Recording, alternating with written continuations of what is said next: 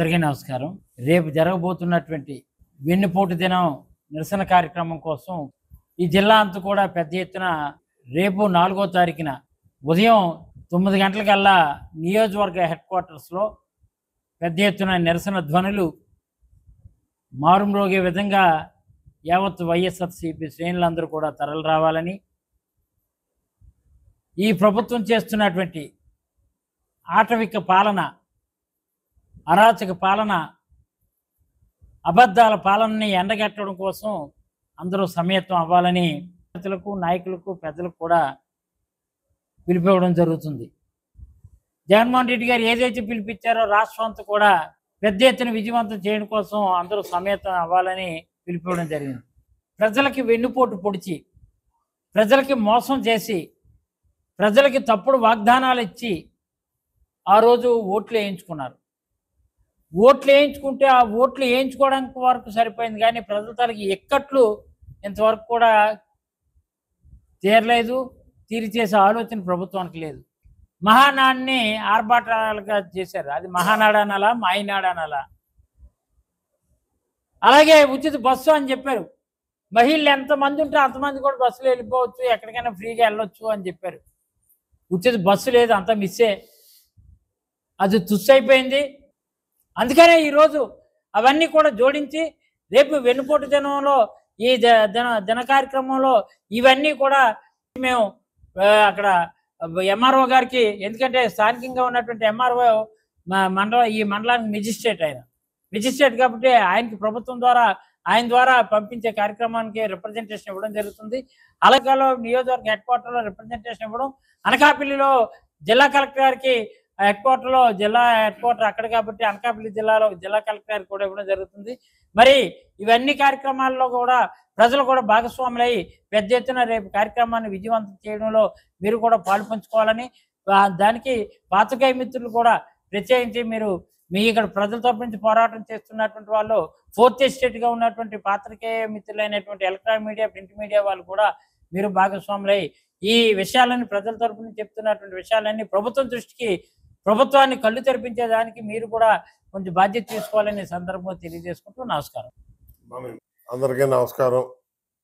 మరి రేపు జరగబోయే 4వ తారీఖుని జరగబోయే వెన్నుపోటు దినానికి కార్యక్రమం రాష్ట్ర వ్యాప్తంగా మా ప్రీతమ నేత వైఎస్ఆర్ కాంగ్రెస్ పార్టీ అధ్యక్షులు వైఎస్ జగన్మోహన్ రెడ్డి గారి ఆదేశాల మేరకు వెన్నుపోటు దినం కార్యక్రమం ఎందుకు పెడుతున్నామంటే, రాష్ట్రంలో అధికారంలో రావడం కోసమని చంద్రబాబు నాయుడు గారు కానీ, లోకేష్ గారు కానీ, పవన్ కళ్యాణ్ గారు కానీ ప్రతి మీటింగ్లో కూడా ఒక దంపుడు దంచేసారు పట్టుకొని.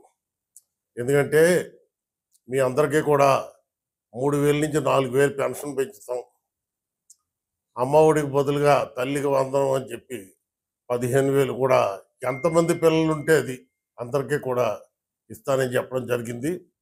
చంద్రబాబు నాయుడు గారు చెప్పింది చేయరు, చేసి చెప్పరు. ఆయన ఏది కూడా చెప్పింది చేయరు అన్న సంగతి అందరికీ తెలుసు. అదేవిధంగా తల్లికి వందనంతో పాటు విద్యా దీవెన, వసతి దీవెన, 18 సంవత్సరాలు దాటిన వాళ్ళందరికీ కూడా 15,000 రూపాయలు ఇస్తానన్నారు. నిరుద్యోగ వృత్తి కింద నెలకి 2,000 రూపాయలు ఇస్తానన్నారు. రైతులకి 26,000 రూపాయలు రైతులకి ఇస్తానని చెప్పడం జరిగింది. ఉచిత బస్సు ఇస్తానని చెప్పారు. ఉచిత బస్సు, ఫ్రీ బస్సు అందరికీ చేస్తా అన్నారు. గ్యాస్ సిలిండర్లు 3 సిలిండర్లు ఇస్తా అన్నారు. ఇప్పుడు 20%, 30% కూడా గ్యాస్ సిలిండర్లు ఇవ్వట్లేదు. అలాగా సూపర్ 6 హామీలన్నీ ఏ ఒక్కటి ఒక పెన్షన్లు తప్ప మిగిలిన ఏ ఒక్క హామీ కూడా నెరవేర్చలేదు. ఇవాళ అది కాక ఈ పథకాలన్నీ కూడా మాయ చేసినట్టే మరి ప్రజలను కూడా ఎంతసేపు చూసినా సరే వాళ్ళు చెప్పేది ఒకటే, సంపద సృష్టిస్తారంటున్నారు. మరి సంపద ఎలా సృష్టిస్తారో నాకైతే అర్థం కావట్లేదు. ఎలా సృష్టిస్తారో ఆయన ఏమైనా మ్యాజిక్ ఉందో, ఆయన దగ్గర మంత్రదండం ఉందో సంపద సృష్టించడానికి తెలియదు. కానీ సంపద సృష్టించి ఇవన్నీ చేయాలంటారు. సృష్టించడం ఎప్పుడు, చేయడం ఎప్పుడు? ఇవన్నీ జరగవు. ఇంక ప్రజలు కూడా నంబరు కూడా. ఒకవేళ ఎన్ఆర్జీఎస్ ఉందంటే ఎన్ఆర్జీఎస్ పేమెంట్ 5 నెలలు 6 నెలలు అయిపోయింది. ఇప్పుడు వచ్చి పేమెంట్లు లేవు. గోల కింద ఉన్నారు జనాలందరూ కూడా. మరి అదేవిధంగా ఇవాళ చంద్రబాబు నాయుడు గారు మరి మహానాడు పెట్టారు. అందరూ ఎక్స్పెక్ట్ చేశారు మహానాడు చాలా పెద్దది కదా, చాలా గ్రాండ్గా చేస్తారు, పథకాలు ఎప్పుడెప్పుడు ఇస్తారన్నది అన్ని డేట్లు చెప్పేస్తారని చెప్పి అందరూ ఎదురు చూసి నేను కూడా టీవీ దగ్గర కూర్చొని అలా చూస్తానే ఉన్నాను.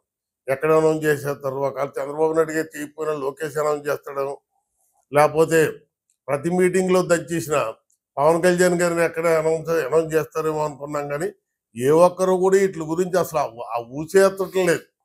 మరి ఇవాళ ఇదే పరిస్థితి కొనసాగితే మరి ఇప్పటికే పూర్తి వ్యతిరేకత. ఇవాళ ఎలక్షన్ వచ్చేలా ఉంటే అది రివర్స్ అయిపోద్ది. వాళ్ళు మొన్న 151 ఎన్నో వచ్చాయి, కానీ ఇవాళ 175 కూడా జగన్ గారు అన్న మాట ఏంటే కానీ 175 సీట్లు కూడా ఇవాళ వైఎస్ఆర్ పార్టీ గెలిచే పరిస్థితి ఇవాళ రాష్ట్రంలో ఉంది.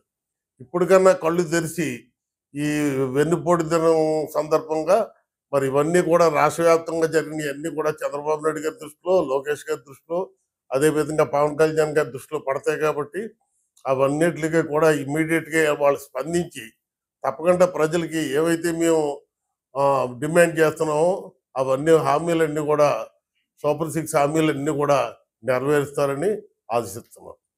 మీ5 లోకల్ న్యూస్ ఛానల్.